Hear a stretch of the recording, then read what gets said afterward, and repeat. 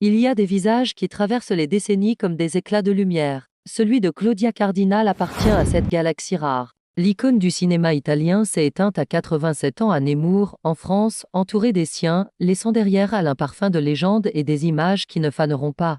Les médias internationaux ont confirmé la nouvelle et retracé, avec émotion, la trajectoire d'une actrice qui aura marqué autant l'Europe que Hollywood. Hollywood Reporter, une née à Tunis dans une famille sicilienne, Cardinal s'impose à la fin des années 1950 comme l'un des visages majeurs du cinéma des auteurs italiens.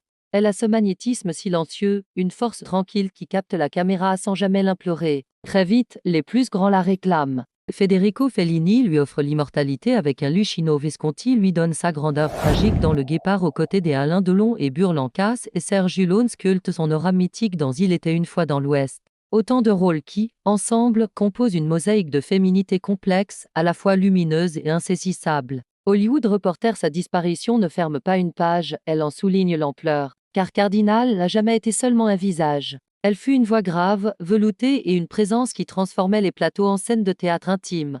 Son jeu, teinté d'une dignité farouche, échappait au simple glamour, il portait en lui l'idée d'une femme souveraine de son destin, même lorsque l'époque la rêvait décorative. Cette tension, Cardinal l'a incarnée avec un naturel désarmant, comme si la caméra n'était qu'un miroir de plus. De Rome à Paris, puis jusqu'aux studios américains, elle a traversé les frontières avec l'aisance des stars mondiales, sans renier ses racines ni sa langue. Dans les années 1960, quand l'Europe du cinéma rayonne, elle en devient l'un des astres fixes. Les affiches la magnifient, les critiques la célèbrent, le public s'y attache pour de bon.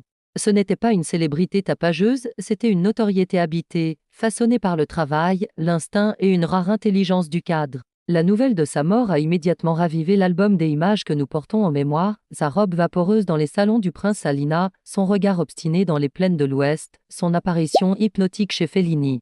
Dame séquence qui, entre ombre et soleil, raconte aussi une certaine idée du cinéma sensuel, ample, romantique, mais jamais naïf. Dame Média rappelle qu'elle s'est éteinte paisiblement, sans cause officielle précisée, dans une sobriété qui lui ressemble rien de spectaculaire, tout de profondément humain. RBC Ukraine 1. Ce départ nous ramène, par contraste, à la puissance d'un art qui se vit sur grand écran et survit en nous. On croit les films immobiles. Ils voyagent pourtant avec nous, changent de couleur, se rechargent d'émotions à mesure que nous vieillissons. Les œuvres de Cardinal ont cette qualité rare, elles ne s'usent pas. On y revient et l'on y découvre toujours un geste qu'on n'avait pas vu, un pli dans la voix, un sourire qui hésite. C'est peut-être cela, la vraie trace d'une très grande actrice, offrir au spectateur la sensation que le mystère demeure. Dans l'hommage que l'on peut lui rendre, il y a la gratitude.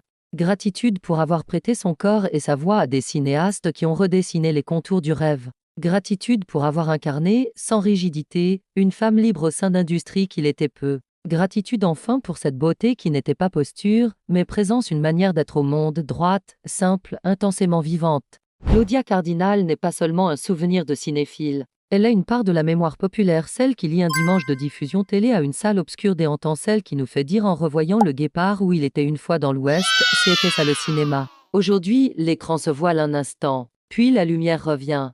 Et dans ce halo, elle marche encore, indomptable, à la rencontre de son destin.